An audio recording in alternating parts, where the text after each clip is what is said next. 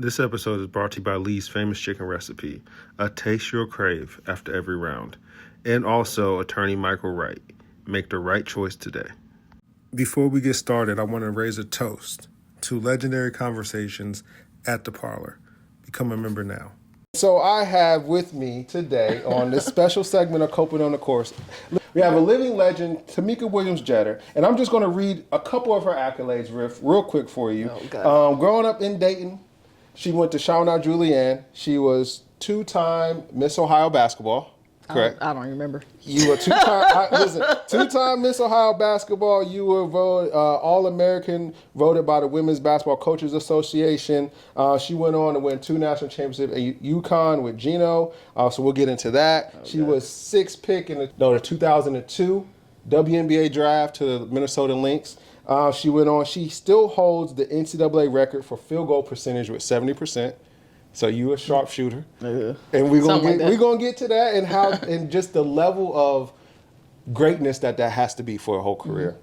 Mm-hmm. She's now coach at University of Dayton women's basketball. So y'all welcome to the show, Miss Tamika Williams-Jeter. So thank you. So thank you. So that was my underarms are sweating. That's No, you're good. So we'll talk about growing up in Dayton. Mm-hmm. What is it about Dayton, in your opinion, that is so special? Because not only, and we had Norris and Keith Byers on the last episode, and they were just talking about all the greats that come from Dayton, just in every avenue, not just sports, but in your opinion, what is it so special about Dayton that produces high-level athletes like yourself? I think I'm going to go a different route. Okay. I think I know this. We are bore of people who most of the time came here looking for jobs. Very hardworking city. My parents were teachers in public school system and worked for General Motors, right? The shop. For anybody who remember, you could always get a good job at the shop.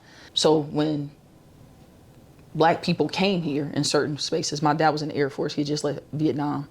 So he had come here and met my mom here they're both from Mobile, Alabama, but the people around them were either highly educated teachers, people who worked very hard to shop, made good money, had good insurance. We all drove Cadillacs and had straight teeth, Yeah.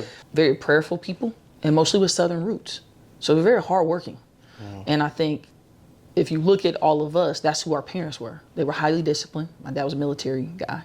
They were very bright, right? They all graduated from high school. Roosevelt, my mom taught at Roosevelt. My mom old, my parents old. So, you're talking about Roosevelt, Meadowdale, Colonel White, right? Where, you would get in trouble if you didn't get things right. And they were just forward-thinking people, black people. And so, in great neighborhoods, my mom's going to be watering the grass. My dad's going to be out there with his long white socks on with the little stripes on it and the headband and some booty shorts, cutting the grass, washing mom's car.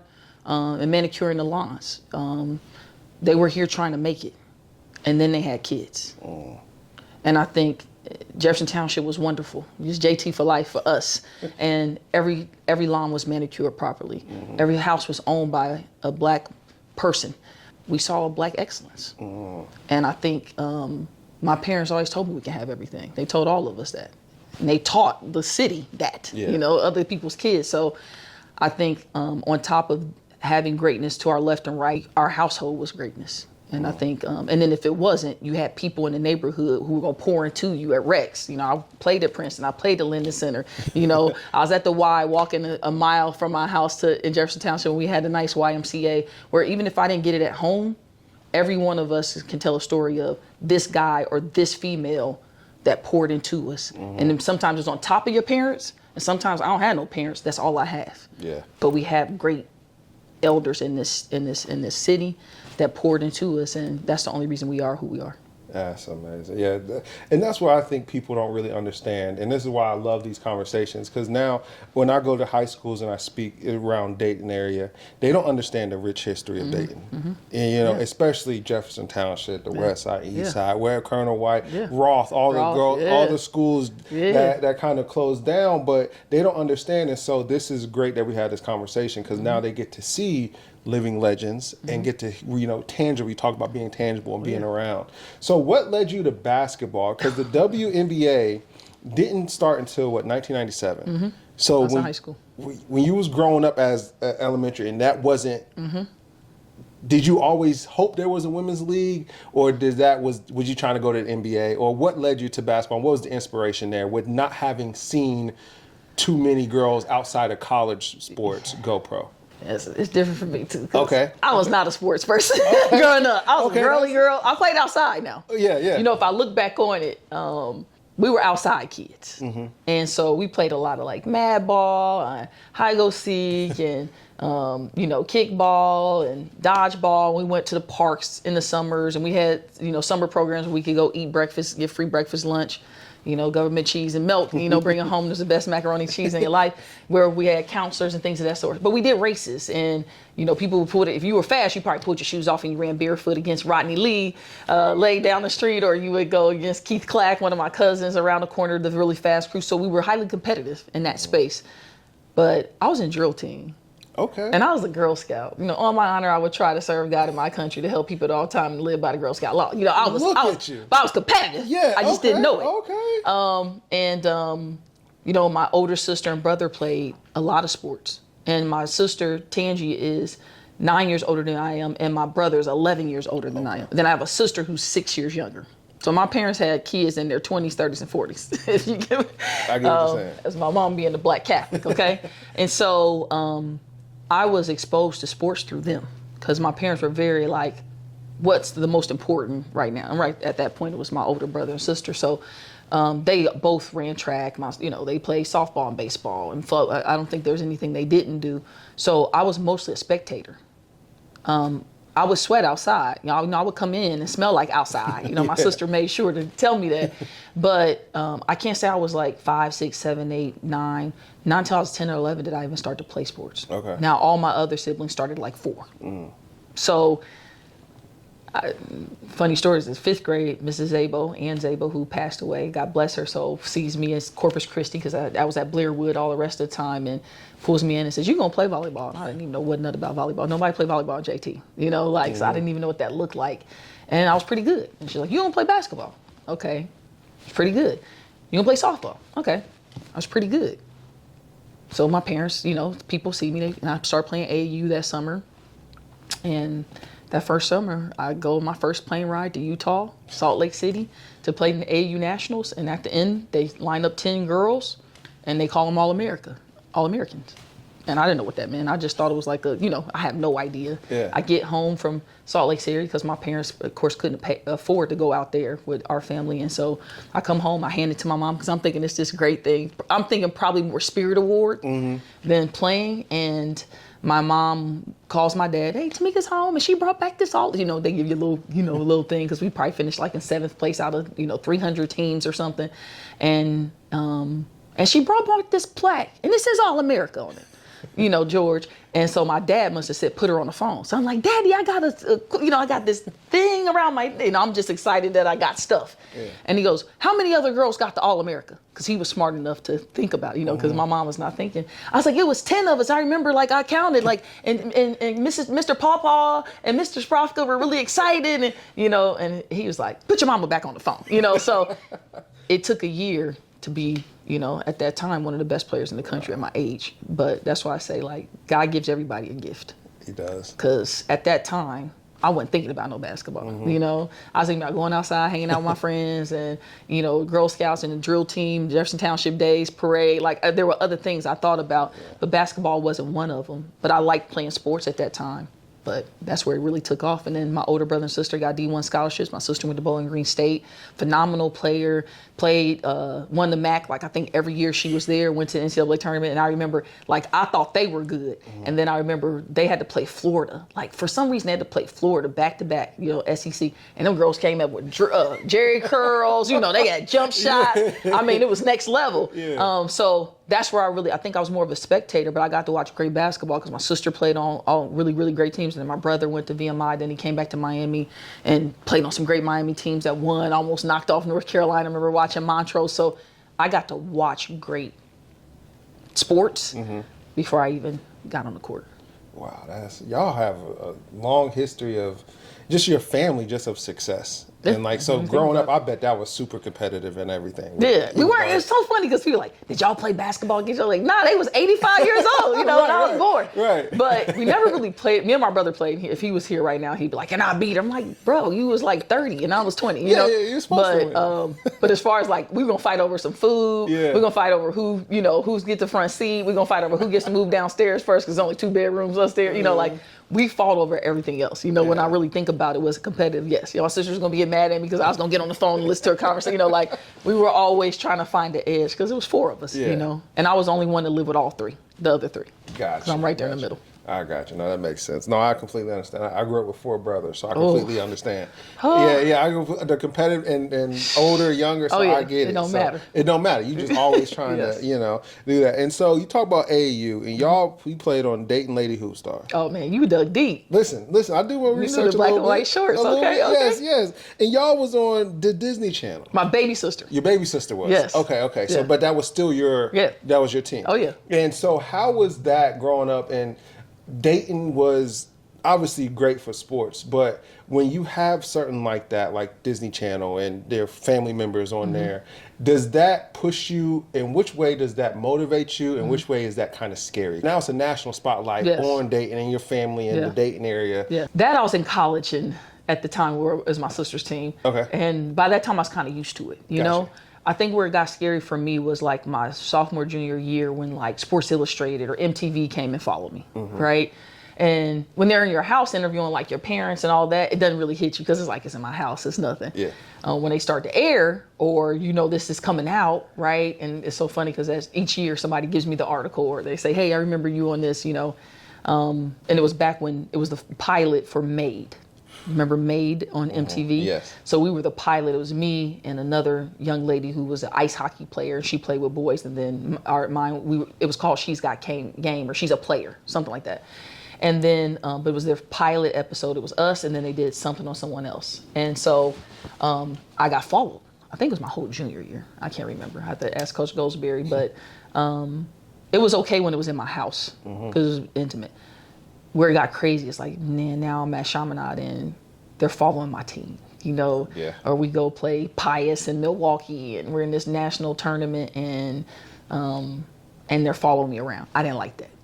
You know, I don't know if it was pressure because it probably was when I think about it. Because they were there to see me perform at the level they read about or thought about. But also I was just like, man, it was something with me and my teammates that I didn't like that energy. Yeah.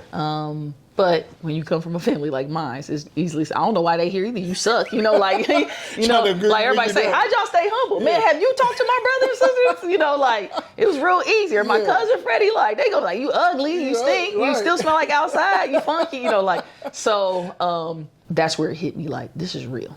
You know, Sports Illustrated is 8 pages in the middle of Sports Illustrated, and it's me and Krista Gingrich, and it's all about recruiting then, which is like, we talk about recruiting now, it's crazy, right?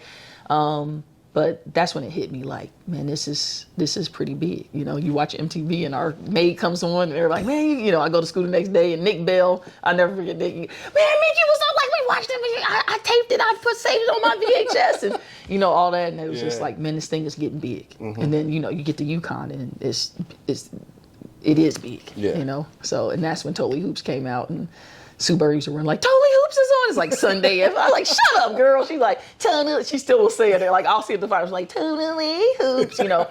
But to know we left that legacy. You know, we were that first team to win nationals and to be from Little Dayton. And this little farm, little country team. Our jerseys sometimes didn't fit. I mean, they got better after that, you know. But to just have that impact on the area, you know, if you really look at it after that, we had hundreds of kids go D1 at their talent level or go play D2 or JUCO because of that time frame of women coming through or young girls coming through and being able to do it.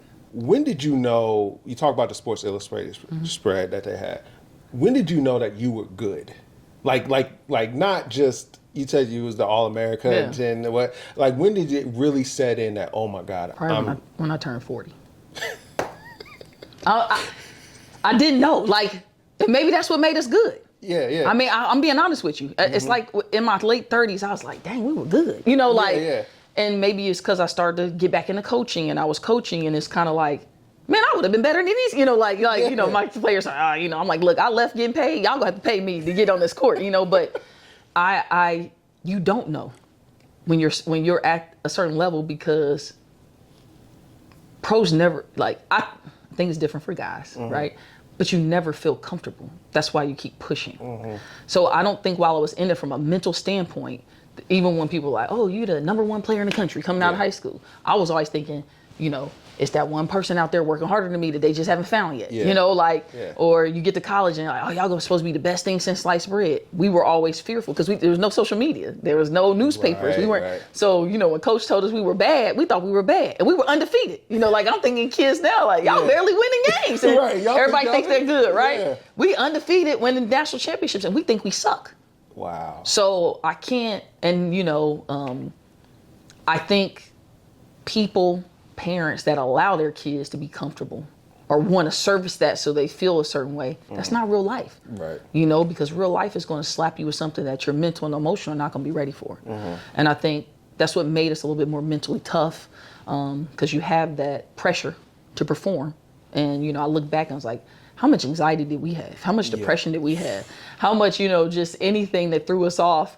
If anybody had any ADHD or ADD, that was before medication, how many things that we have to navigate when we're on a national stage. Yeah. What helped us is there was no social media. We were very cut off from, the rest of the world, right? We didn't have cable, so we couldn't rewatch our games on ESPN. I watched Dirty Dancing every night on VHS because I was broke in college, Yeah. So I think I never felt it until I got older. And I still go to spaces of where UConn is now, where I'm like, people are like, they're just not as tough as you guys were. You're right. They not. They get paid though. But they're not as tough, So you start to look back and you start to coach, and I don't think I ever got comfortable enough to be like, yeah, I'm good. I might have had games like, man, I just sauced Tina Thompson and that ain't gonna never happen again. But I just gave it to her this game, But it was never like a comfort of yeah, I'm good. I just never had that. Now I think back I'm good. I would have done her in, I see my players or something But it's just, I don't think you ever get comfortable if you're chasing something. Can't stop. What made you choose UConn? And I heard a story, and I don't know if it's true. So did Ohio State fly you on a jet? Yeah. They flew you on a jet from here to Columbus, which is about 60 miles, so an hour. They flew you on a jet. Yeah. And then you told Coach Geno that, and did he mail you, what did he mail you? A wooden plane. The one that you had to put the wings on like that. It might have been foam or something. That's what he sent me. I went to Notre Dame. He sent me a cross, like a little wooden cross or paper cross. I went to Georgia. I forgot what he sent me when I went to Georgia. Every school I went to, Tennessee, he would just send something in the mail, but he was like, that's not what we're about. And that's why I went there. Really? That is a lot. And back then it was a lot of, my dream school was Ohio State. I'm from Dayton, right? So, but at that time they weren't good enough to win a national championship. And really he wasn't, because in 95 it was a surprise to everybody when they won it, right? And so he was really big. Why I went there is because he was the only coach at that time, when you're ranked as high as we were, that would tell you what you didn't want to hear. So I would play Indiana's finest. Man, we won by 9, whatever. But you let that girl, she had 3 rebounds on you. I'm like, Coach, in my mind, I had 30 points, my team won. Yeah. We played well. I probably had 20-some points and 14 rebounds, 3 blocks. I filled the stat sheet. And we won. What else could you want? But he would always pick 1 or 2 things that stood out. He'd come to high school. Why you let this team score? I'm like, everybody else got to guard. I can only go. No, you should guard the whole half of your floor. What? So wow. He was the only coach that didn't tell me what I wanted to hear. And essentially that's why I chose UConn. That's fascinating, because when you talk about, and y'all had the number 1 recruiting class going in that year. It was you, Sue Bird, correct? Yep. And Schwinn Cash. Yep. And so your freshman team, I think y'all had 7 people go to the W off that freshman team. So when you're coming from little old Dayton and you get into a national stage, what was that transition like, going from playing, high school, and you're obviously the best thing going around, and then you get there and you're like, oh snap, they're really good too. Yeah. They're really good too. That's what people don't understand. Yes. Everybody fight for their kid, but until you get in a space like that where we ventured to that space. We kind of came in together on that space. Like, in order for us to knock out the Meeks down in Tennessee, because that was where everybody wanted to go. Well, in Connecticut, people forget. Like, these kids know Connecticut. No. We were Pat Summitt, the Tennessee kids, right? Yes. But in order to take them down, we had to come together. Had these make the train. And so for us, I mean, you want to ask how hard it was. After our first workout, transferring was not an option back then. We came back we did our first workout. This is not even, we didn't touch no balls yet. This is just us going to the weight room, running some 200s and lifting weights. And we came back to the dorm after the first workout our freshman year. We were like, bruh, this ain't for us. It's got to be easy down there. It's easier down with Pat Summitt. Yeah, we should have all went to Tennessee. Sue, you should have went to Vanderbilt. Like, everywhere else has to be easier than this. Like, we literally was like, we got to transfer out of here. We're not going to make it. We got to do this for 4 years. And we only just got through the first day. And we're all, thank God we didn't have social media and all that stuff. We kind of banded together, but everybody's really good. Yeah. And I always tell people, I came in with 2 girls that were different, Swin and Asia, but they played my same position. We were all these hybrid forwards, and we all learned how to play with each other. And then you learn, like, how to take a back seat, and how to take a front seat, and where you fit in the mental and emotional state and emotional intelligence of other people. My junior year, I'll never forget, we all thumping. Everybody had a great preseason. Coach brings 4 of us in and says, only 2 of you can start. But y'all making a decision because you guys have all been kicking butt. Go back to the dorm and come back tomorrow and tell me who are the 2 kids that are going to come off the bench this year and who are the 2 kids that are going to start. That's... And, and you have to make, and Asia, I was like, Asia, we know Swin got to start. Yeah. Like, she's going to be pressing and all. And Kelly Schumacher, a kid that probably wasn't as good as we were, on paper, but we knew to get the best out of Kelly, she needed to start. And we needed a center to counter Tennessee centers, so it was like, she might not play as much as we are, but we need her to get, to get everything moving. So me and Asia was like, we'll just come off the bench. And, there's a lot of times we played more. I might have played more than the starters. It was always even because we would rotate us. But you have to have some humility and you have to have some team first and some selflessness. You talk about selflessness. When you've worked for something and people, I'm better than her. We get a lot of that now. But, like, on paper, I am, Yeah. But in order for this team and this unit to move where we want it to move, you have to give this up. If you give this up, we get this at the end. It's absolute. So what are you going to do? You're going to be, it's either I'm going to be selfish or I'm going to give it up. And it's not easy, and you go through all the mental states. Man, I should be starting. You might play that in your head. That's fine. That's natural. But we went to Final Fours, and we won national championships because that's the mentality at a place like that. Yeah. Anything to win and anything to be together. And I think that's what makes Coach Geno as great as he is, to have that conversation with y'all. And for you all to know, hey, we've all earned this. And I think that's a big lesson for kids to understand. Sometimes you do all the right stuff, and yet you still might not get what you think you deserve. Yes. And how you're going to react. You talk about one of the biggest mental blocks for kids today. Now, remember you asked me the first question, you said, why do you think it's so much a level of success from such a small place like Dayton and Dayton area? I said, because these parents had us. Now, they know that. Now, my parents, picked a little cotton, and my mom went to Alabama State. She walked in Selma. So they are in the midst of civil rights. So they know what it feels like to be in a space where you do all the right things, but you might not get what comes for you. But we're not going to make any excuses. That's what my parents like. We're not going to hate white people and hate these different people. Like, we're going to love everybody, and we're going to do the best we can do. But we're going to take everything that's ours. Like, whatever you want, you chase it. And so now fast forward, right? We were comfortable because I'm a middle child. I used to miss CYO championships to go watch my sister and brother play in the MAC championship tournament. Yeah. Had I not been exposed to that level, I might not be where I am today without them. So there's some give and take, but that continuously happens in a big family. And I'm the super middle kid, right? I'm always giving one way or the other, right? And my siblings had to get, we always were, we split the eggs in fourths, so you're always finding. So it didn't. The natural instinct, it's okay, these kids understand, to feel that way. Yeah. It's okay. But if you can't proceed to do the best thing for a group of people, then you're not really a team player. No, that's real. So, but I think I learned that from my parents.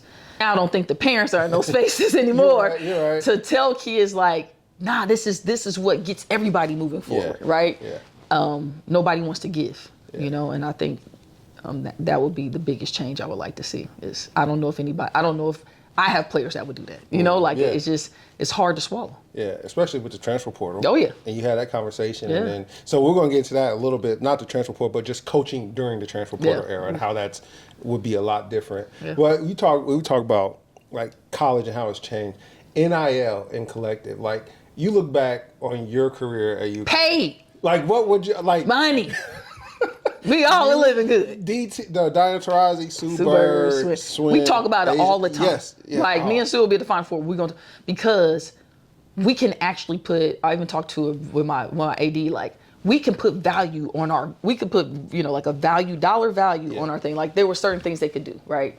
Like back in the day, they would create. I don't know how many. Let's say each of us they would generate 10,000 T-shirts. It was a thing every year, and it'd be your number, and it would say UConn Huskies.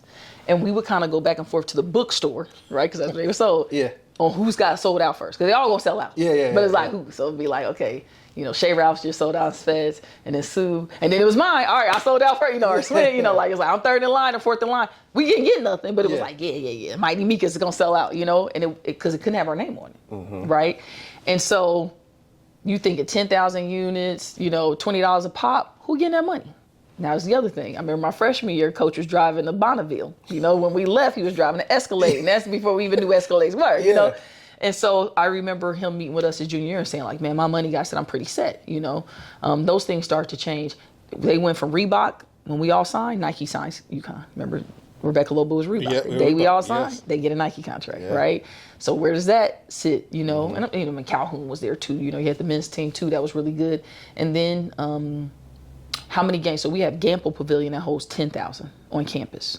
That's where majority of games are played. And only like 2 or 3 big games will be played at the XL, I think it's called the XL Center now, downtown Hartford, which holds double that. Yeah. So I remember we used to play like 1 or 2 games, be like our Tennessee and Georgia game. Everything else is at Gamble. But our senior year, all them games, it was like we played all our games at there, and we played a couple, at home base. I remember meeting with sponsors, and all our sponsor booths were full. CPTV, we pretty much funded that, So the value, the sellout, that we weren't giving out tickets, they were sold out. We used to give people our tickets illegally to get our hair done because we were broke. I worked for Alsa Carter in the summers. I was doing insurance, and I worked at a Mexican restaurant. I worked at a tanning salon. People used to walk in and say, "I want what she had."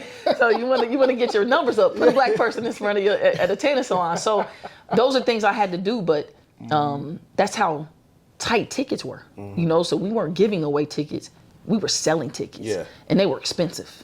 And we had sponsorship. We went from no suites to all suites in the game.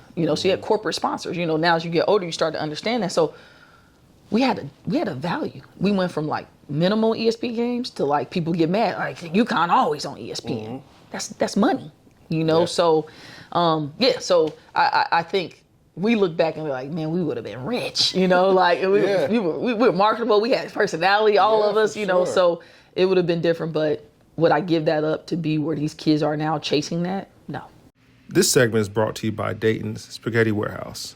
Hey, Dayton, if you're craving delicious Italian food at a great price, head over to the Spaghetti Warehouse. Right now, you can grab their Italian meat bundle, which is a full meal. It includes a starter, entree, and drink, starting at just $9.99. Monday through Thursday, 3 p.m. to 6 p.m., dine-in only. Don't miss out. Stop by Dayton Spaghetti Warehouse today. Talk about transfer portal and NIL and collective, and now high school kids coming in and wanting X amount of dollars and haven't done nothing. And so it's amazing that you all were able to deal with all that. Obviously not the NIL stuff, but deal with see that, recognize it, and not get bitter about it. To be like, I deserve that. Yeah. Like, and you rightfully so. Yeah. And to go back and do it, again, hey, we got to do this again. Yeah. And we're going to come and we're going to keep UConn where it's at. Yeah. And so what was the biggest difference between your 2 national championship teams?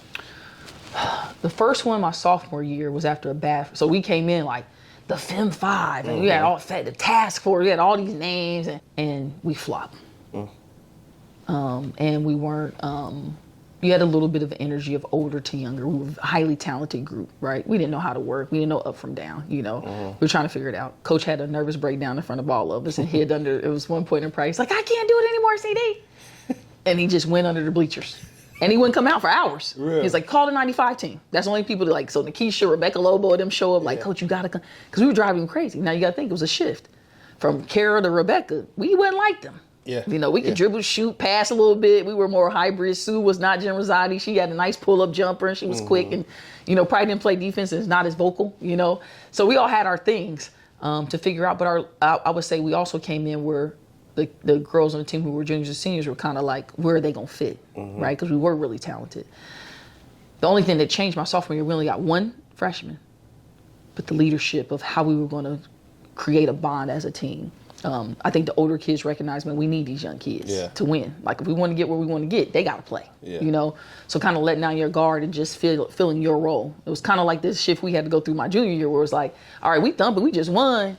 I'm the first to 1,000 points. I know I'm playing, and he goes, oh yeah, hey, y'all go figure out which two can start because I can only start two of you. And it's like, dang, again, So the biggest difference I think that we learned my sophomore year is all the things we wouldn't do when we got to leadership positions. And you talk about it really happening. Now we're juniors and Tarasi enters the scene. Yeah. And you talk about lazy and, out of shape and, but super, super talented. She was 10 times worse than us, and a big personality and just would say anything, whatever. But we were smart enough and at that time, selfless enough. Because she, he always make you come off the bench. So she came off the bench with us, but like to know we need her. So whatever we got to do to make sure she is good to go, we gonna hold her to it because we're not gonna do what happened to us because we know what that looks like. Yeah. And so, junior year, we played against a Notre Dame team that had our number. With Niel, the coach is there now, and you get out of it and they say every day of practice they would have a UConn practice in the last 20 minutes of every practice, where they would go against us. So it didn't matter who they were playing against, they knew they had to beat us to just win our conference. Yeah. And they prepared for us. And I mean, they had us down to a T. We were thumping. And that's why we lost, my junior year. My senior year, all the moons aligned. There was nothing that's going to stop us. We had been through everything. We had won and lost. We handled pressure well, I think mentally, right? There's a mental state that goes into carrying that much pressure where, man, you go to a Final Four and people in Connecticut say you suck. Because now national championship is the standard. Yeah. And now I look back at now, that's why I said you got to be 40 because now coach has been doing it 40 years. That's scary.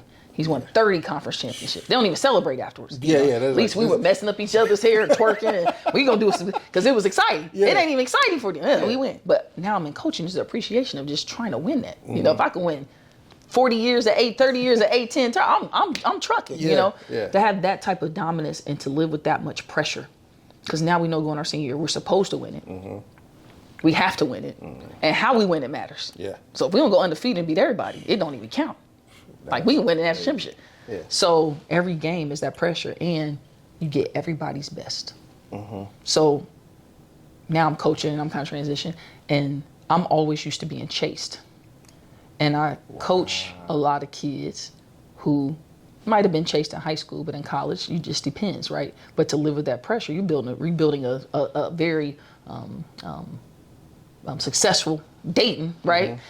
But now the pressure of being chased and not the chaser is different because the chaser is always going to show up with their best. They're going to chase you with their best. It's like Jason, right? He walking, but he can always catch you, you know? Yeah. And I'm used to being a person because I'm always chasing with, hey, I'm not even caring about it. That's where I've always been in my life, whether it was at Chaminade, you're going to get everybody's best. But the pressure that comes with that. And I've had to change how I motivate my kids because it adds a lot of pressure. I saw my kid hey, now we are in that space that we're one of the teams in the A10 that they coming for us, and I'm thinking that get me going, keep coming for me, I'm and they I'm nervous, what I'm saying? Coach, I don't like that, so even how I coach, you have to change, you have to meet these kids where they are. And you can't add any more pressure than they can take. You can build them up to it, right? But that mentality, that stress, that anxiety that you continuously deal with, that now it becomes a norm, right? That's the only way you can get over that stuff is to filter through. That your senior year, you go undefeated.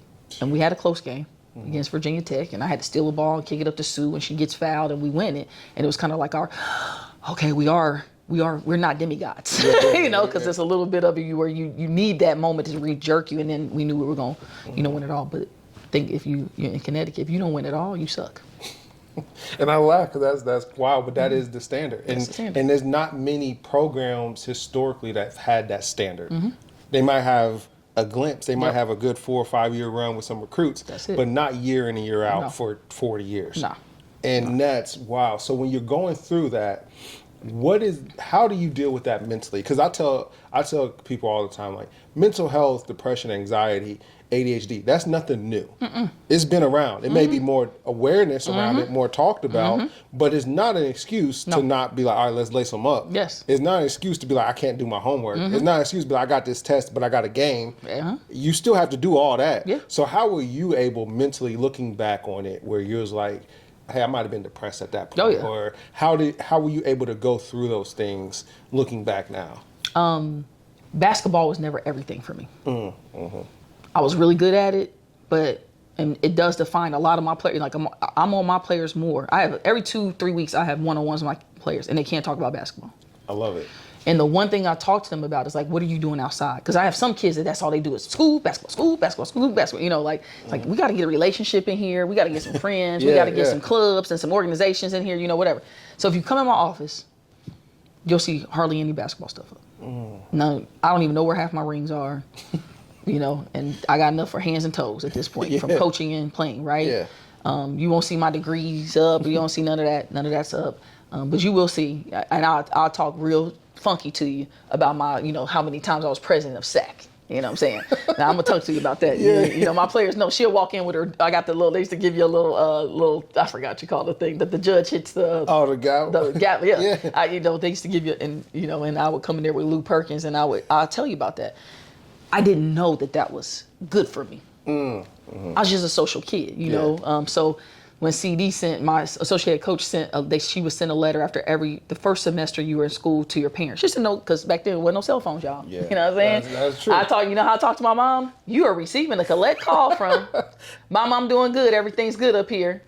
Will you accept the charges? No. That's how I checked on my mom. That's how my parents knew I was good. So. You had to do it by yourself. And so being a part of clubs and associations and organizations and things of that nature are huge for kids. Yeah. I can say almost every kid on my team, whether it's AIA, we go do a ropes course. If that's your outlet, is prayer, right? Some is yoga. It's meditation. How do you calm yourself? So you'll see Nicole Stevens on my team before a game. She's sitting on the bench. Nobody talk to her, because that's her space, You might see people be a part of organizations that are associated with their major. SAC is always good if you're a student athlete. AIA is always good if you're a student athlete, if that's where you want to venture.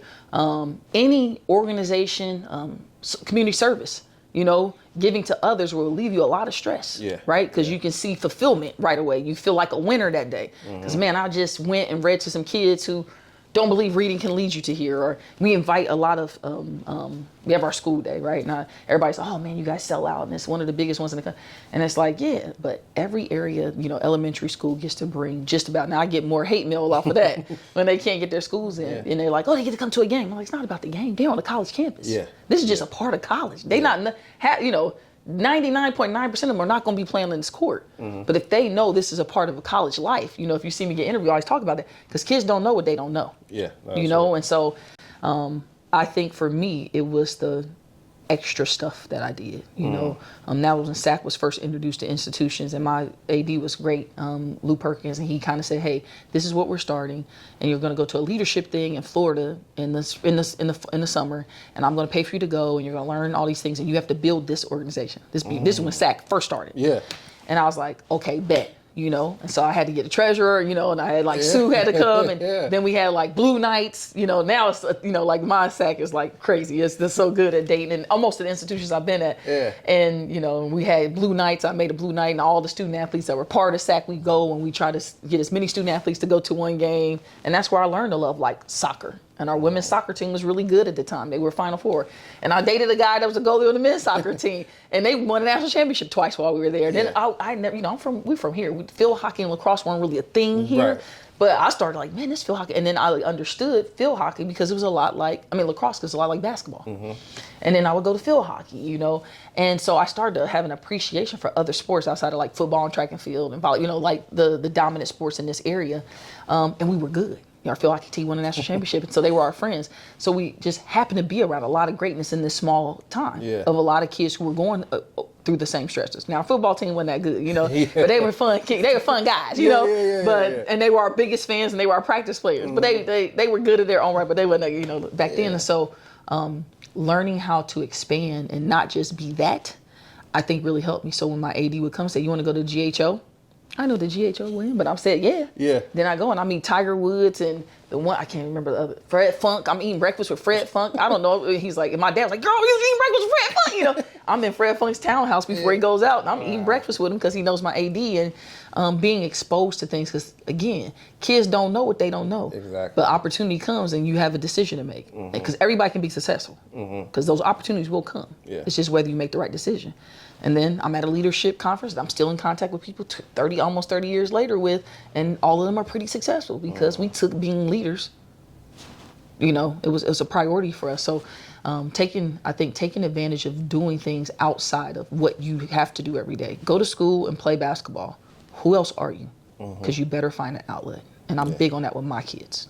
SAC is a great program for student athletes. I was part of SAC at Buffalo. Because you're right, it brings together the student athletes. And you're right, you can, because some sports, soccer, we had swimming, they wasn't really getting a lot of people out there. I mean, I played Buffalo, so we're mid-major. So when we're doing good, we have some. And then when we're not, it's cold outside on a Tuesday game. Ain't nobody in the crowd. You know, but it's good to see your classmates in the stands because they understand the struggle and the grind that you're going on to even perform at that level or whatever. So, no, that's phenomenal. What is it about UConn that prepared you for the W?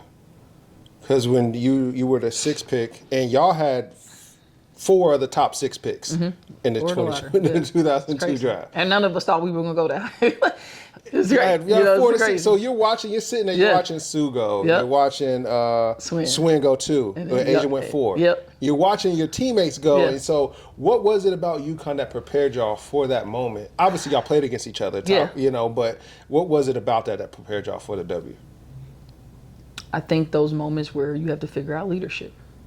I think those moments where you have to figure out how your strengths, or sometimes like, you know, people from Dayton will be like, man, how did you feel going to Dayton? Like, you know, you shot threes and, you know, and even Asian them will say that, like, you know, but you have to give up a certain part of your game too. You know, people forget that. So when he said, hey, I don't need all that. I need you and Swin and Asia to work from the free throw line down. That's why I'm going to be the best in the blue. That's what I say.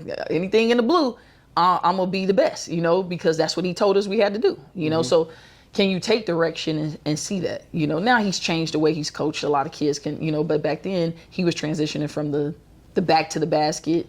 Rebecca Lobo carried these big bigs to these hybrid 6'2" kids that can do a little bit of everything. So like, how can I make that for them? And so looking back at it is knowing your role. And sometimes you might not like what you're served. Like, none of us want to sit there. I don't care. We competitive. You got big egos. 2 of y'all can start. What? No. You serious, my guy? You know, like, egos are great. They're needed to be competitive. But how you manage them is important, right? How you keep that edge. And I learned that. I learned discipline. Because he wanted the same thing, the same way, harder every time. And every time we broke a goal, the bar went higher. And he talks about perfect basketball. Nobody can do anything perfectly. Right? Unless when Jesus comes back to say, that's where it's going to be perfect. But until then, it's not perfect, right? So nothing can be perfect. But think about if that's the level, the standard of like moving the ball, moving your body, being at the right place at the right time, setting great screens, talking all the time. Like nothing you could ever drop anything, right? That's why you were prepared for the W.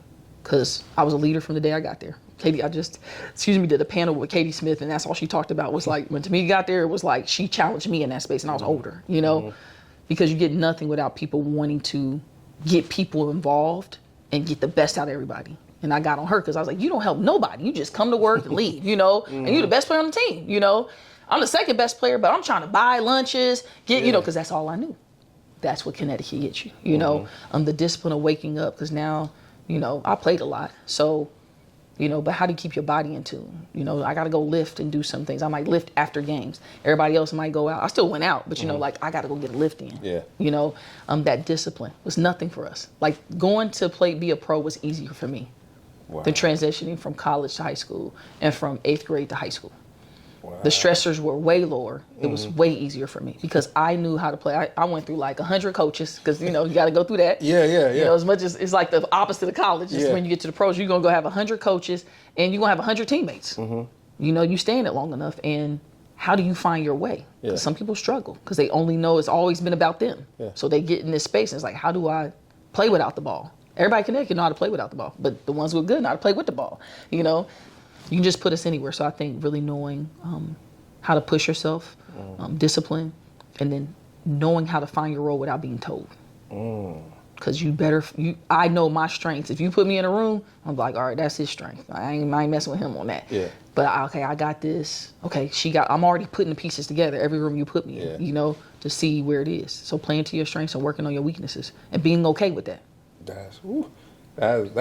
That's why y'all was so successful. Probably because you don't get that everywhere you go, and you probably seen it going to the W with people who didn't have that and how they reacted, and they're like, we're different. Like it's just a different, and it's an expectation of just how we do. So when you were getting drafted, what was that feeling like? Because the W was still new, and now you have this league that you're like wasn't once there, and you're like, no, I could be a professional at this. So what was that like, that draft day and getting drafted, and and your teammates going? So like, what was that experience like?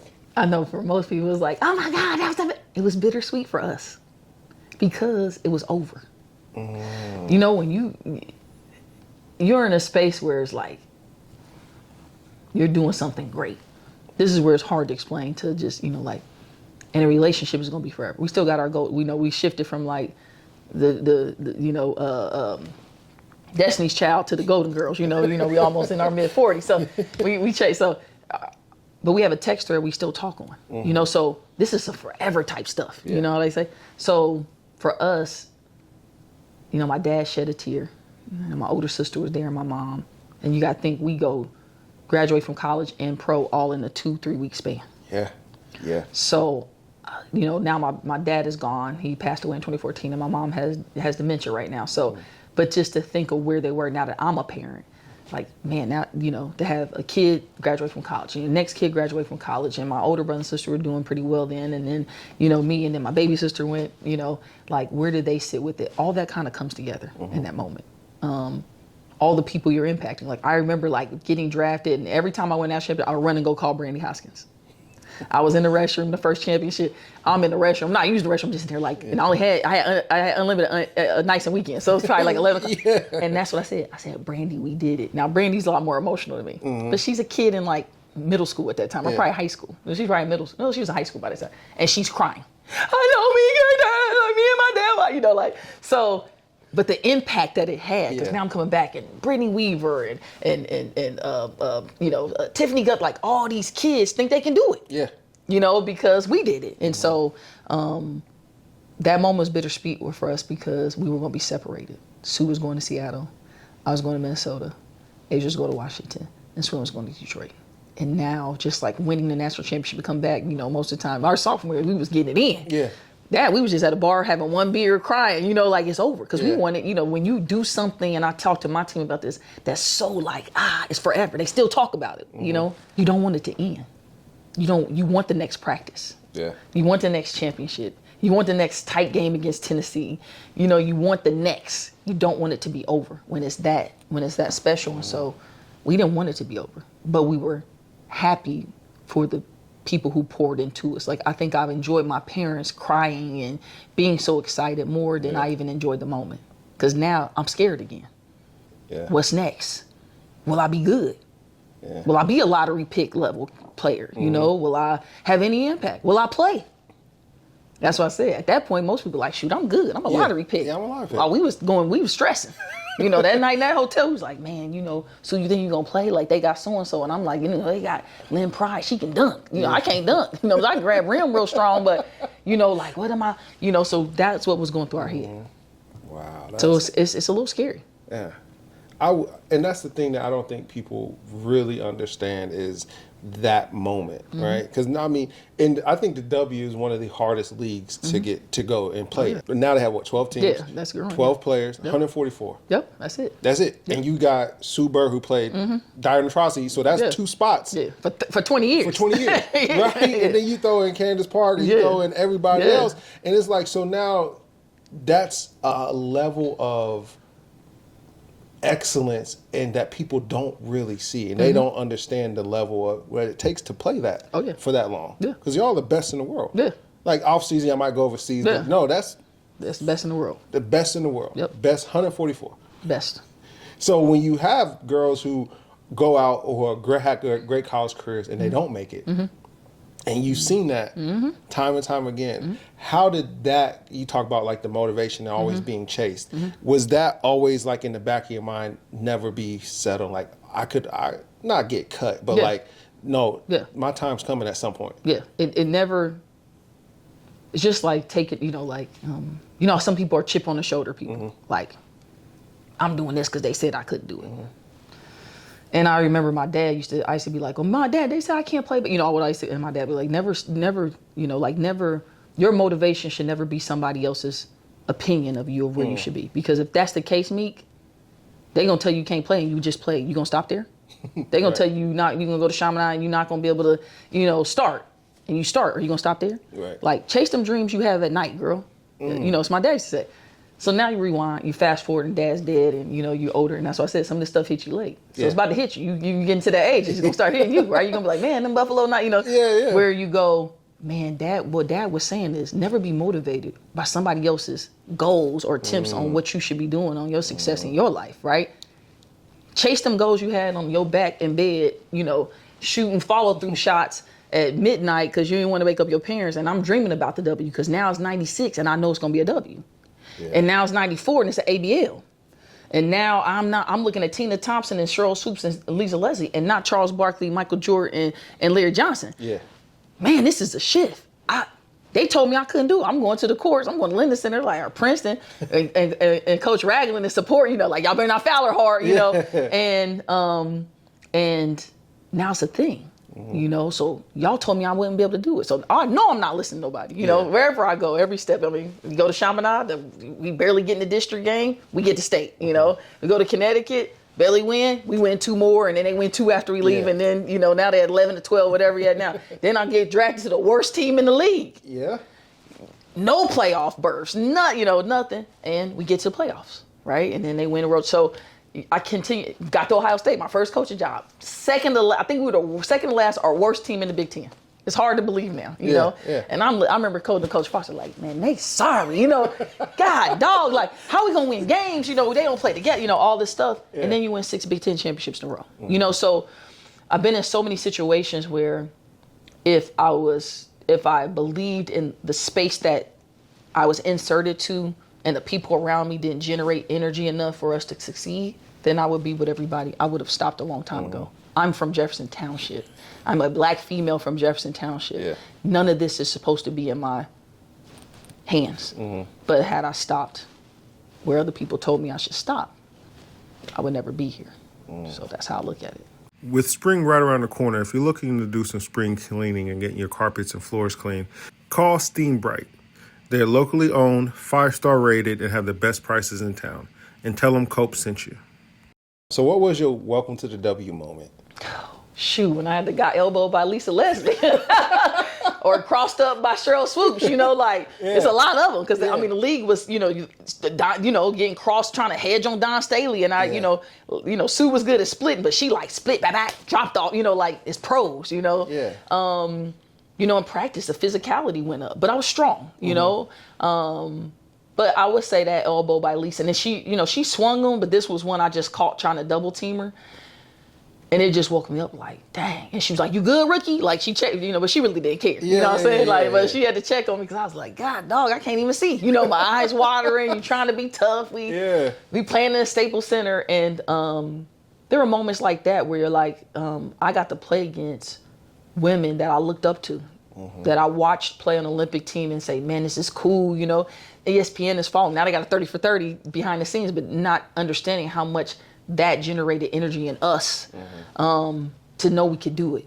And now I'm playing against these girls, and I'm in the West, so the West was tough. You had everybody in there, Lauren Jackson, Sue, Lisa, the Mawadi Babika, Delisha Milton, who's now the coach of ODU. I mean, it was Tisha Penichero, Yolanda Griffith. Like, we were there when Candace Parker was coming in, like Tarasi was coming in. Like, we played in a moment where all that was meshing. I played against the Houston with Jeanette Arcane, Cheryl Swoops, Tina Thompson, Big Johnson at the 5, and Cynthia Cooper came back at 40 and was giving people buckets. So giving buckets. Don Staley, it was where you want to pick your poison. Yeah. Natalie Williams, I can name them all. They were there. Jennifer Gillum still had a little fadeaway jumper. She was like 43. It was like, God, dog. I played with Teresa Edwards, 5-time Olympian. The only other person to be up there with is Tarasi. So we were at a good crossroads. But now you look at it, it's amazing. I thought I would be dead, honestly, and gone before the W got to where it is today.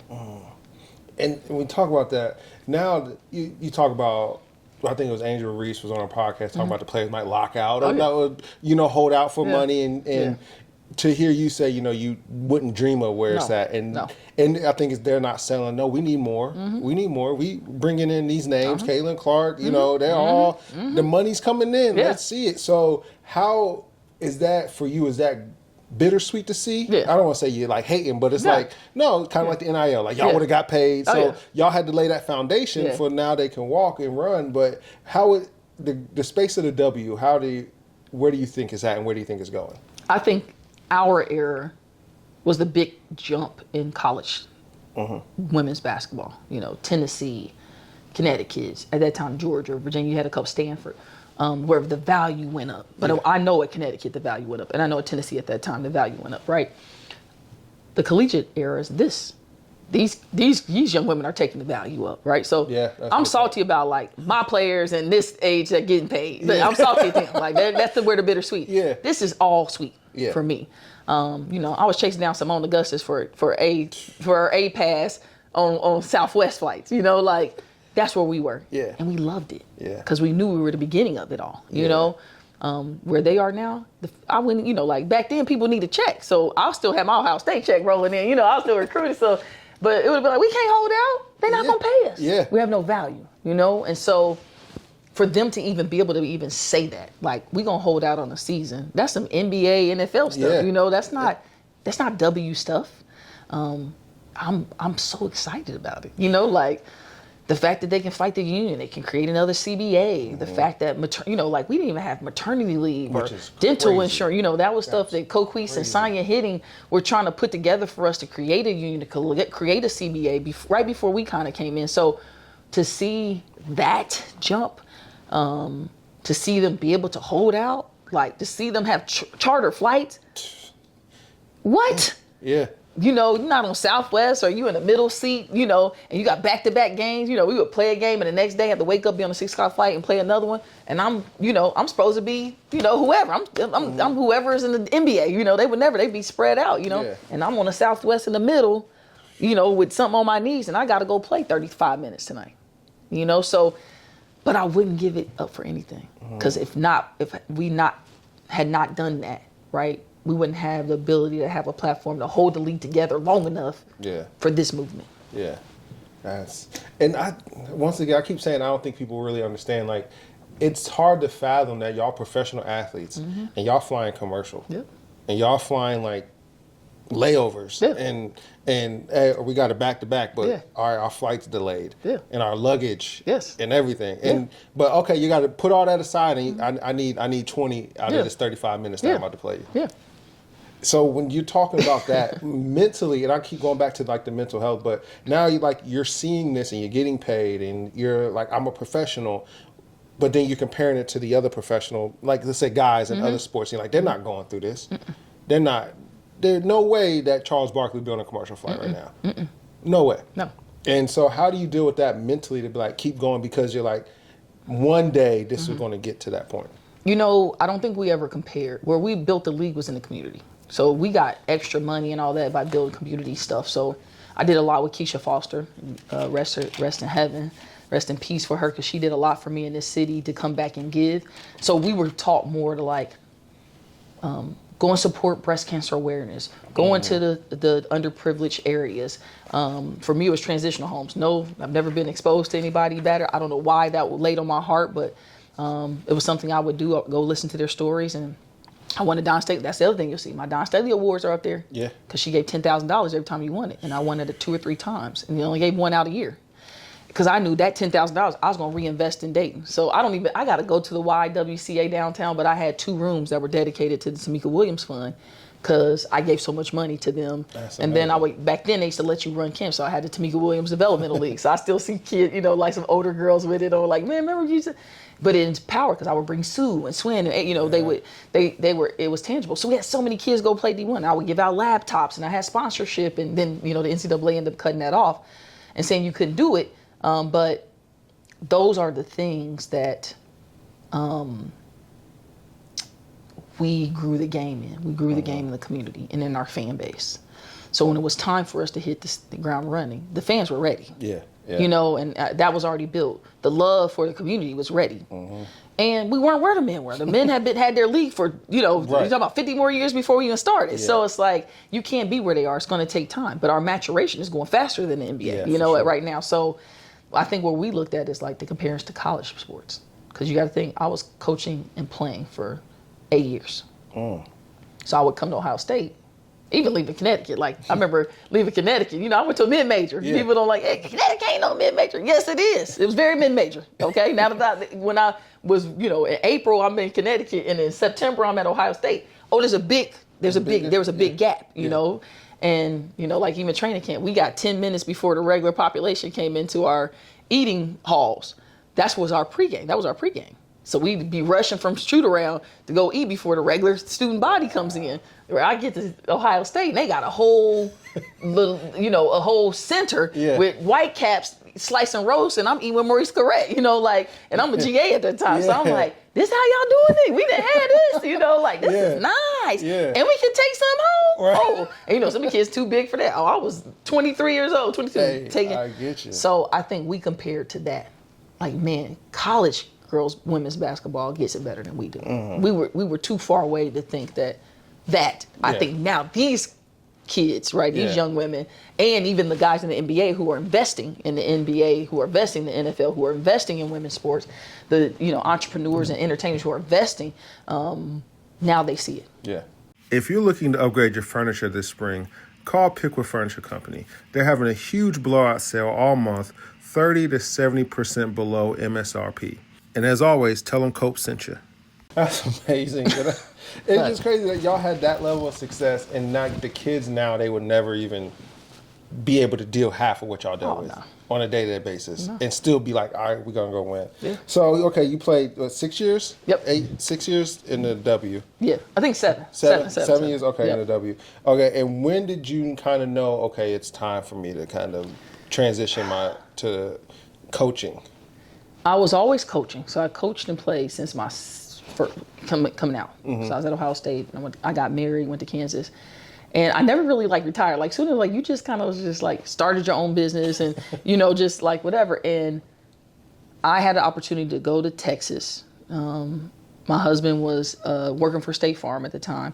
And I was just going to be a doughboy or something and just be like, okay, let me transition and, whatever. And because I had my life and health and property casualty license under Alsa Carr since I was 18, I invested in an insurance agency. So a nationwide insurance agency. And I ran that from 2011 and I sold it February 2020. Wow.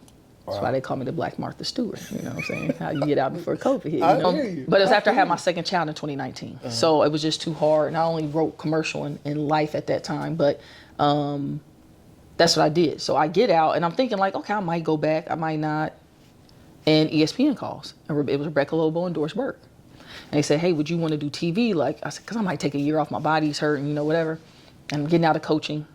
And I said, yeah, if they want to pay me to go on TV and talk, I'll do it, Yeah. And I started to do that. And I did it for 4 years and got some regionals and it was doing really good. But you got to, I mean, you're going to take about 150 to 200 days out your year, the better you get at it. And so I did that. And then Condoleezza Rice and George Bush at the time called up and the league called me and said, hey, we want you to be a sports ambassador for our State Department.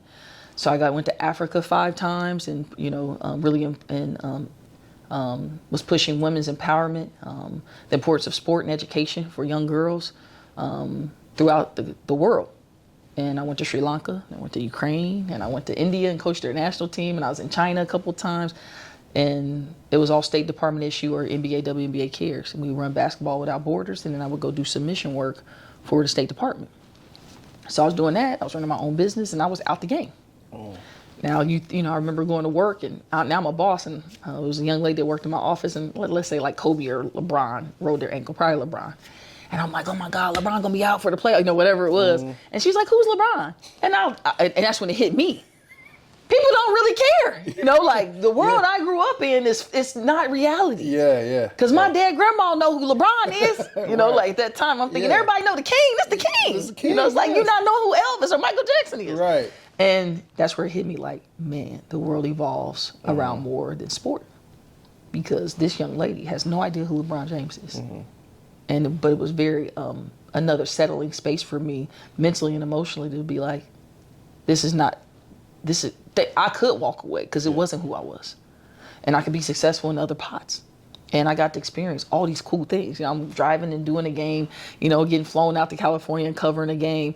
And I know how to do scouts, so my board is fried. And I started to get good at it. And I knew how to do my own makeup. And then, I would go and hang out with George Bush and his wife because I was doing a lot of her children's reading initiatives in the Library of Congress and eating dinners and thanking my associate coach, Chris Daly, because she would make us do, the etiquette classes that we didn't want to do my freshman and sophomore year. And now I'm eating across from the President of the United States, and I know what forks and knives to use, and I know where to put my napkin when I get up, go to the restroom, and I know what to wear. And I continuously got invited because I knew how to show up. Mm-hmm. And I got to experience a lot of cool stuff. And then my dad started getting sick, and he's like, man, I'd really like to see you back. He say back here coaching. I never really thought about back here coaching, right? So I got back in at Kentucky and wanted to get back into Big Ten, Penn State, and then Ohio State called back again. 2020, find out mom has severe short-term dementia, so I was going to take a little time off.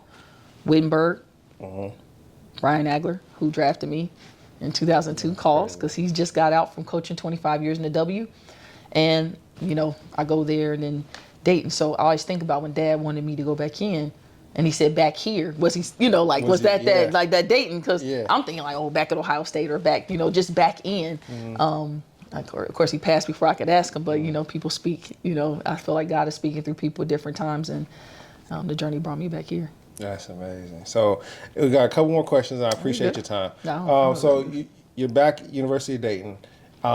Where do you see you all on that escalator, if you will, elevator up, right? You're all rising, and you had this saying, 15 greater than 1. Yes. What does that mean, and how do you see that implement? And then where's Dayton going the next couple of years? When you look at just D1 wins, right? I think we won 5 my first year, and then we won 10 last year, and then we just won 18. Mm-hmm.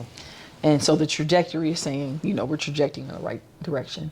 We did some things differently this year, right? I'll become a better coach. My coaching staff become better. My support staff become better. Like, we've grown together. The core of us have been together through this whole ride. And I used to just make it up for the players because I don't know if we were connected enough and, in that space. And this year we went to Athletes in Action. They have in Springfield. Mm-hmm. They have like a compound, and we went there and we stayed overnight. We did a ropes course and had practice there and ate breakfast together and all that. And I let them come up with the thing. Mm. Now, I could trump it, And I think mine was like, it was like we over me, right? I didn't tell them that. Yeah. But I had one just in case, because I ain't trust them to come through them, you know what I'm saying? And so they laughed. and they had come up like whatever it was the day before with like 15 is greater than 1, and they had another one. And I literally had told my staff that like, this is what I was thinking with this team, because we were bringing in some 8 new pieces. And my staff knew. So when they said 15 is greater than 1, that was just the same as saying we over me, right? Because I was going to make shirts that said we over me. And they ended up picking 15 is greater than 1. And for us, it was like the only way we're going to go with 8 new players, right? And you got to think the 4 teams that finished ahead of us in conference play all been together for multiple years, 3, 4, 5 years. I got 8 new players, and most of them play. So we had to find a way to make sure we always stuck together to even compete in the areas in conference play with the teams who have been together. Me and you play. I know you're going to back cut because we've been doing it for 4 years, right? Yeah. And essentially that's what they came up with it. And whenever things got tough, that's what they went to. And on the boards, the away games, that's what was there. And anything we went through as a team or staff, anything, that was our tagline that kind of brought it all together. And there were times this year where I walk in and be like, I'm gonna make it 14 is greater than 1 because some of y'all acting a fool, they probably laugh and watching it because I did do that. Every time I will, because that you got to think I'm going back to college. Yeah. And you can't move forward unless you have that mentality. So that was them. I love it. I think that's great, and that's kind of about like a full circle moment, like when you talk about coach sitting you down your junior year and saying, okay, y'all have to decide who's starting. And then now you're coaching and y'all saying it's coming back to that, hey, the team. Yeah. The team. Yeah. And so when we talk about like recruiting and stuff, so I speak a lot to young athletes and I talk about attitude. And, I don't let your talent get you somewhere your character can't keep you. Because some of y'all are highly talented, but your character ain't going to keep you there. Yep. And they're going to tolerate you until they can replace you. Yep. And so when you're looking as far as for a young person coming into, whether it's a transfer portal, whether it's an incoming freshman, how big and how important is character and attitude from what you're trying to establish at UD? It's everything. I mean, I just talked to my AD and I've been talking to my meetings with my players, and rolling a program is not easy, because you got to bring in kids from everywhere, and you got to mesh, and, there's transfer portal and NIL and all this craziness, so you might have a new, your team's personality might take on differently. But I kind of learned this from Al, and I definitely used it in my workspace, in my business plan, is I hire for attitude, I train skill. Okay, when you just say attitude, that's what. So my mom always say baby boomers who have all the money. So you better be yes ma'am and no ma'am. You better make sure. Yeah. And that kind of stuck to me. Where Al Sakar said that you hire for attitude, train skill, because you can train anybody to do anything. Yeah. Right, but your choice to show up every day and want to get better in your space, that's something you choose. Yeah. And kids need to know that it's a choice. Yeah. For sure. And so with my team. In that space, and when you go out recruiting, it's everything. And this is the first year that I can really say, like, all my kids have a 3.0. All my kids do extra work, and I don't have to tell them. I was telling kids last week, like, take off. Like, why are y'all in the gym? Go home, rest your bodies. They're like, no, I mean, I gotta, they're never late. I have a lot of neverers or alwaysers, that's culture. Yeah. Right, and so it feels good. They came off we lose in the A-10 tournament, they come back, and they were all in a room together just talking about next year. Wow. And I remember those moments that me, Swin, Sue, and Asia had where we would come back and say, hey, what are we going to do? And how's this thing going to move? Because it's going to move on us. So for me, the more a team is led by the players and not the coach. And I felt like my first 2 years, it was my team. Like I felt like I had to be more of a player than a coach. This year, I felt like I could be more of a coach. So next year I'm hoping I can be 100% coach, and I'm a 5% player. Like, hey, because it was somebody knows, if I was on this team, I would make sure we got in the gym. I would partner up and we would shoot shots. Yeah. So we went from shooting 22% to 38%. But I would have always pull my player cap out. I had to do that a lot less this year, especially as the season went on. They took ownership. 15 is greater than 1. Anytime they have ownership, because y'all said it, I didn't. Yeah. So I'm gonna hold you to it. Right. This year they're already starting. So my meetings were great, because they're already starting the culture. And when kids are driving them, players are driving the culture, I just got to do X's and O's and, recruit the next group. I'm good. I'm good at that, And the less I have to be a player. I love it. So final 2 questions. They're kind of just random, but what's your favorite food?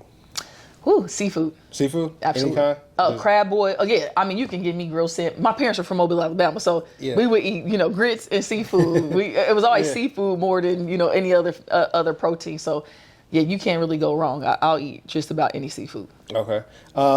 Favorite basketball movie?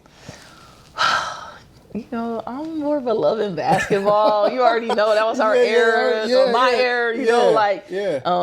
It was kind of like the coming to, it was kind of like the dream, the best basketball girl on the field. So I think that would have to be it. But just her, what she had to go through, to get there. Yeah. If it's funny, it's gonna be Joanna Man because one of my friends played in it, so we always make fun of her. Okay. She was the one who's getting her foot rubbed by Joanna Man, so we always be like, he tore her.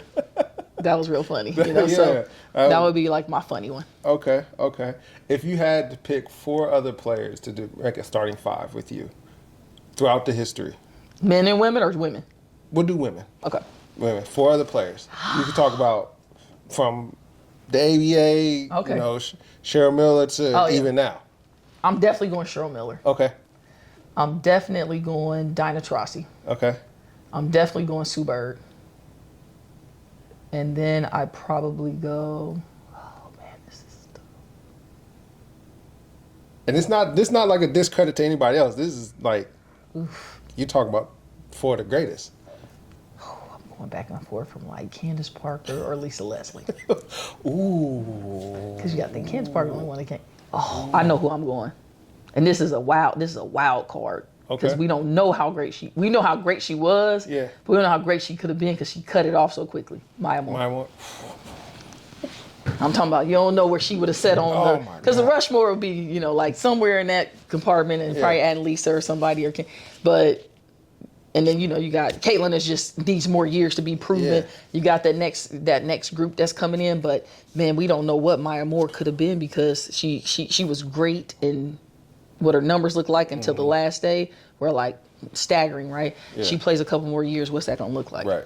And then you got Asia Wilson, that's another one that I probably had to go in there. Then you got Stewie, but I think Asia got more heart. Like I could go on. We have a whole thing on that. No, I got you. That's what I always want to say, for somebody who is great, there's a different level of how you look at your counterparts or people who play. You're like, I know they're not just skilled. They got the mentality. Got the it. Yeah, they got the it. Yeah, they're different. They different. Yeah. So I want them on my team if you could pick. And then the last question, what do you do for your mental health now as a coach, mother, wife? What do you do for your mental health? Absolute nails. Okay. Like, my love language is service. Gotcha. So putting myself in spaces where I see that. But I definitely have to do, I have 2 sons, but I have majority sisters. So when you said you had all boys in your family, think about when you're raised sandwiched between 2 girls. My dad had to build another restroom in the basement for us. The eldest of us is my brother. He's 11 years older. So he was kind of like almost out the house, right? Yeah. And he used to be around women because we kind of bossed him around. So I went from being around a lot of girls, and then I have these 2 sons.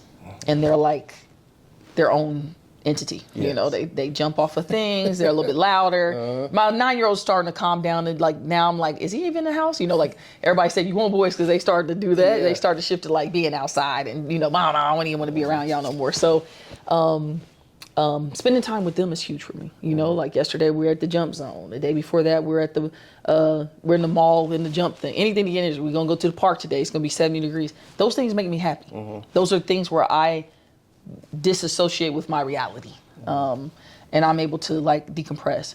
I get facials right around the corner from here. That's my, I don't, with everything that's on my plate, I don't have a lot of time, but I know how to pick my time and relax. So I sleep well at night because I do that. There's certain things I do. I'll go eat by myself. Breakfast, I might go have a coffee just to get away. I need to make some decisions, so I need to clear my mind, so I'll go off campus. Where nobody can come and I can control my phone. But when you've asked my staff, you're like, okay, 2 or 3 times a week, she's going to go have a coffee or she's going to eat lunch by herself because that's the space where I'm away from my husband, my kids, and my work. Yeah. Right? And my work kids, because I have to make big decisions. Yeah. And I'm in control of a lot of people. and I have to manage them. Not control them, but I have to manage them.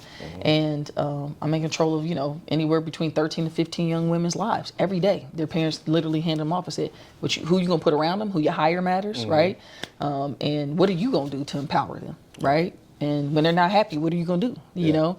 And then I got to worry about my husband. I got to be a great wife, and then I got to be a great mom, when I'm gone, a lot. How do I engage? So FaceTime calls are huge, right?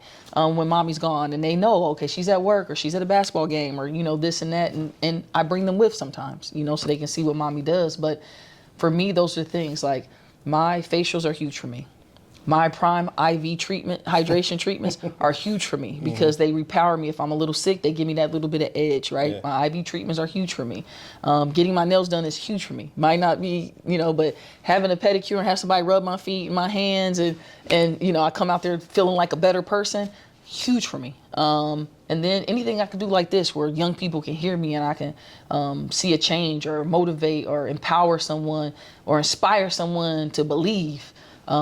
This, I will leave here feeling really good that I did something Christ-like today, you know? Yeah. I connected with someone. So, and prayer for me, I got to get in my scripture at night with my husband. We do our little blurbs, little prayer, go to sleep.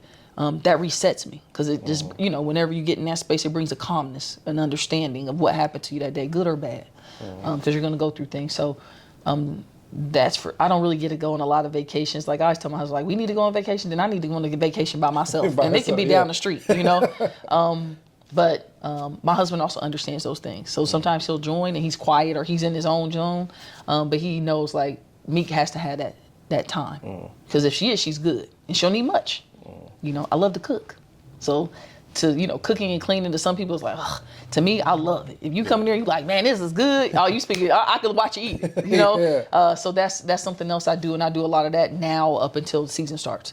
Okay. So those are my things, getting my family together, spending time with them, doing things that improve my self-care, taking care of myself. Because I'm nothing. I can't pour out if I'm not full. Yeah. And just trying to give and inspire other people. No, it's my reset. I love it. And I think that's so important because I think especially when you have different responsibilities and you have different hats on, it's so easy to forget about yourself. It's so easy to prioritize everybody else instead of you. And you have to be able to, and I love how you said, like, you can't pour for something that's not full. Yep.